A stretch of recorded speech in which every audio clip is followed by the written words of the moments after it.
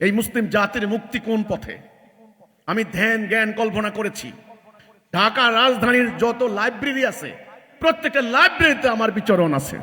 আমি গিয়েছি, খুঁজেছি কোন বই পড়লে কোন তথ্য জানা যায়। শেষ পর্যন্ত আমার আলহামদুলিল্লাহ, আল্লাহ শুকর, আমার সৌভাগ্য হয়েছে। আমি ৯৭ সালে আমাদের মহামান্য ইমামুজ্জামান, টাঙ্গাইলের ঐতিহ্যবাহী জমিদার পন্নী পরিবারের উত্তরসূরি, ওনাকে আমি যখন পেয়েছি ওনার বয়স তখন ৭২ বছর, 72।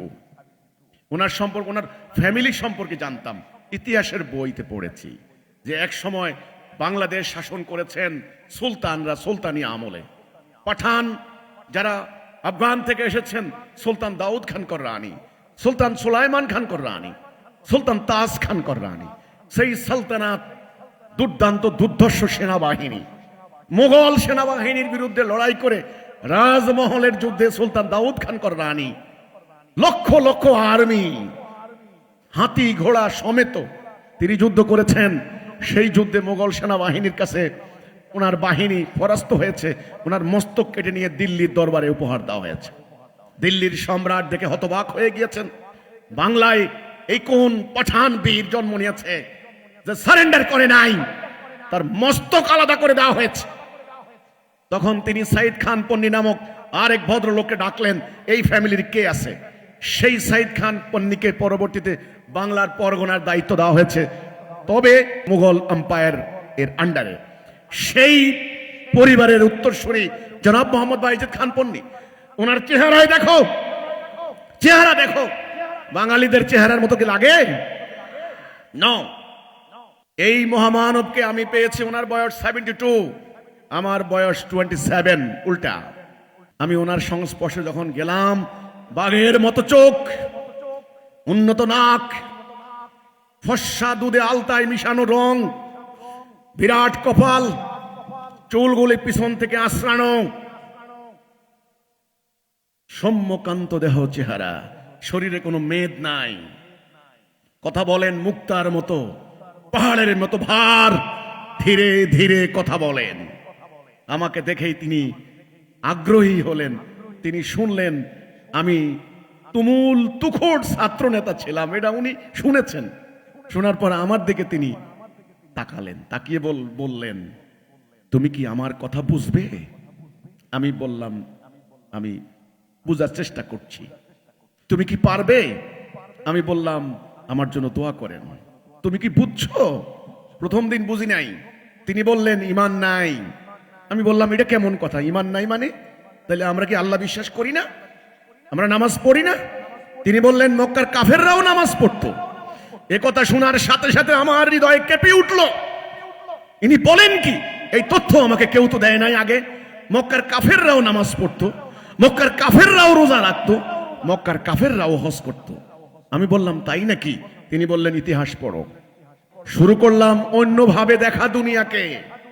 তিনি আমাকে দুনিয়াকে অন্যভাবে দেখালেন। তিনি বললেন, রাসূল সম্পর্কে কি জানো? আমি বললাম, তিনি আমাদের নবী, আমাদের রাসূল। তিনি আমাদেরকে নামাজ পড়তে বলেছেন, রোজা রাখতে বলেছেন, হজ করতে বলেছেন। মিথ্যা কথা বলিও না, চুরি করিও না, ঘুষ খাইও না, সুদ খাইও না। এই তো। তিনি হাসলেন। তিনি বললেন, আর কিছু জানো না? আমি বললাম যে না হুজুর, আর তো। তখন আমি হুজুর বলতাম। আসলে ওনাকে হুজুর বলা হতো না, উনি তো জমিদার পরিবারের জমিদার, কাজেই ওনাকে ওনার স্টেটের লোকেরা বলতো হুজুর। আমাদেরকে তিনি বলতেন, আমাকে হুজুর বলবা না, আমি হুজুর নই, হুজুর একজন, হুজুর আকরাম সাল্লাল্লাহু আলাইহি ওয়াসাল্লাম। তিনি বললেন, শোনো, তুমি যে নবীর নাম জানো, হযরত মুহাম্মদ মুস্তাফা সাল্লাল্লাহু আলাইহি ওয়াসাল্লাম, তিনি যোদ্ধা নবী। তিনি ৭৮টি যুদ্ধ করেছেন।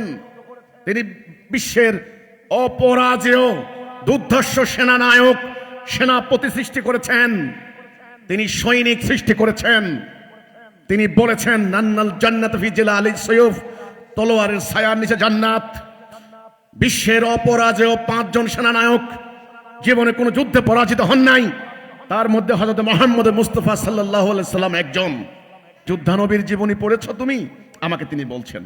আমি বললাম যে আসলে ওইভাবে তো পড়ি নাই। বললেন, এখন থেকে পড়ো। ওনার দেখানো পথে আমি চিন্তা করতে লাগলাম। তিনি আমার চিন্তার অন্য জগৎ খুলে দিলেন, অন্য দুয়ার খুলে দিলেন। আমি দেখলাম, আমি বুঝলাম এতদিন ধরে আমাদেরকে যে ইসলাম শেখানো হয়েছে ওটা আল্লাহ রাসূলের ইসলাম নয়।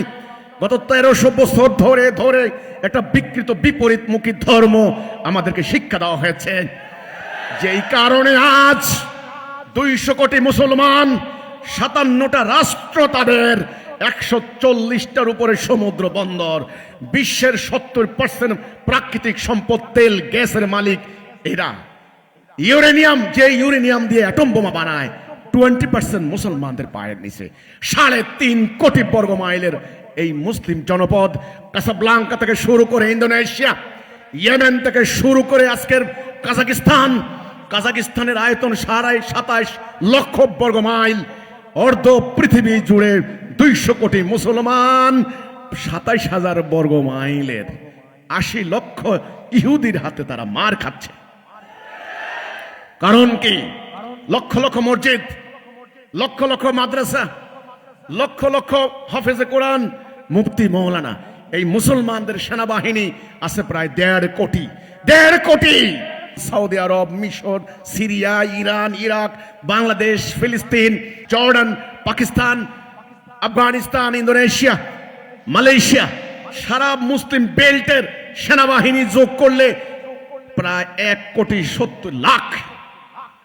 শুধু সেনাবাহিনী তোমাদের।